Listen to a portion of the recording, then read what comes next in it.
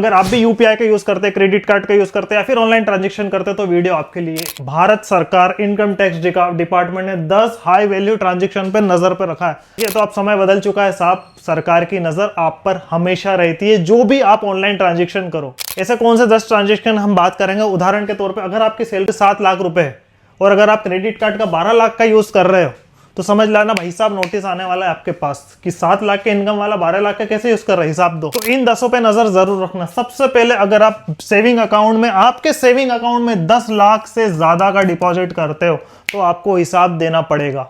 दूसरा, अगर आप कैश डिपॉजिट करंट अकाउंट, अगर आपका कोई धंधा है, बिजनेस है या ट्रांजेक्शन है, दुकान वगैरह कुछ भी है, करंट अकाउंट अगर ओपन है, उसमें अगर 50 लाख से ज्यादा ट्रांजेक्शन होता है, 40 लाख के ऊपर जीएसटी लेना जरूरी है, बट ट्रांजैक्शन अगर 50 लाख के ऊपर जा रहा है तो हिसाब देना जरूरी है। तीसरा, तो लोगों को मालूम ही नहीं, अगर आपने क्रेडिट कार्ड का कोई बिल पेमेंट करा 1 लाख से ज्यादा, जैसे अगर आप कोई दुकान पे गए या कोई इलेक्ट्रॉनिक प्रोडक्ट खरीदा, टीवी खरीदा और 1 लाख का 1.5 लाख की आपकी क्रेडिट की लिमिट है और आपने 1-1.25 लाख का कुछ खरीद लिया, मोबाइल टीवी, तो भाई साहब बताना पड़ेगा आपको। अगला सबसे इंपॉर्टेंट, सालाना अगर आप क्रेडिट कार्ड का 10 लाख से ज्यादा का ट्रांजेक्शन कर रहे तो नोटिस आ जाएगा आपके पास, क्योंकि क्रेडिट कार्ड की लिमिट कुछ भी हो, 12 महीने का ट्रांजैक्शन एवरेज 10 लाख से ऊपर होना चाहिए। किसी महीने 40 कर दिया, 50 कर दिया, 60 कर दिया, 2-4 कर दी।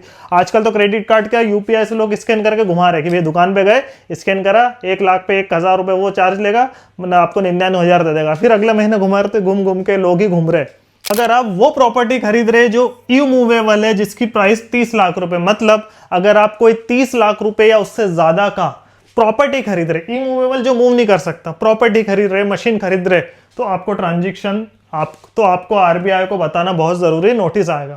अगर आप 10 लाख से ज्यादा की एफडी कर रहे हैं, फिक्स डिपॉजिट, ये लोगों को मालूम ही नहीं है, अगर आप 10 लाख के ज्यादा की एफडी कर रहे हैं तो आपको आरबीआई का नोटिस आएगा, आपको क्लियर करना जरूरी है। विदेश में घूम रहे भाई साहब, अच्छे से पैकेज रह के यहाँ कैश में धंधा कर रहे हैं, लेकिन ट्रांजैक्शन 10 लाख से ज्यादा बाहर कर दिया तो समझ लेना इनकम टैक्स के बेजी साहब आपके घर आ जाएंगे।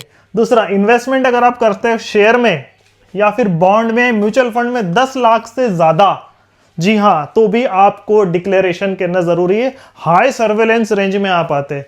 लास्ट सेकंड है cash gift received without documentation. अगर आपको 50,000 रुपए कैश मिलता है, अकाउंट में कोई डालता है, तो अगर विदाउट डिक्लेयर के बताया गया तो उस पर भी आपको बताना पड़ेगा कि भाई साहब ये कैश मेरे को मिला है।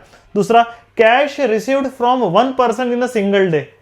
आप एक दिन में कितना कैश ले सकते हो? 2 लाख रुपए। देखिए, कहने का मतलब है कैश अगर लेंगे अपन, वो वाला कैश नहीं कि अपन ने कैश दिया उसको कैश लिया, वो तो आरबीआई की नजर में नहीं, अकाउंट की बात चल रही है। अगर अकाउंट में 2 लाख रुपए लिया, किसी से दिया, एक दिन का ट्रांजेक्शन, क्योंकि आम व्यक्ति 2 लाख नहीं करता है, अगर कोई कर रहा है किसी कारणवश तो डिक्लेरेशन होना जरूरी है। और अगर उसके अकाउंट में इतने बड़े बड़े ट्रांजेक्शन नहीं हो रहे, लेकिन अचानक सालों के कुछ दिनों में से ट्रांजेक्शन होने, तो उनका सॉफ्टवेयर अच्छा है इनकम टैक्स डिपार्टमेंट का कि जितनी भी बड़ी बड़ी ट्रांजेक्शन है इनके लिए उन्होंने बहुत सारा सॉफ्टवेयर बनाए, सर्वेलेंस बनाए ट्रांजेक्शन में नजर रखने के लिए। तो ये ट्रस्ट ट्रांजेक्शन है आपके पास होना चाहिए। और मान लीजिए इसमें से एक चीज आपने कर ली तो नोटिस आने के लिए आपको एक ई वेरिफिकेशन मैसेज आएगा कि भाई साहब आपने ट्रांजेक्शन करा है, इतना करा, फलाना करा ना, आपने यहाँ पर कुछ करा है, कुछ कांड करा है, तो आपको डिक्लेयर करना पड़ेगा। तो आप एक काम करिए, इनकम टैक्स के पोर्टल में आइए और उसके बाद आपका पोर्टल से लॉगिन करके वहां डॉक्यूमेंटेशन जो भी आपने करा है ट्रांजेक्शन उसका डिक्लेयर करें। तो पहले एक ई वेरिफिकेशन मैसेज आएगा, वो खोलेंगे तो compliance alert on income tax portal खुलेगा।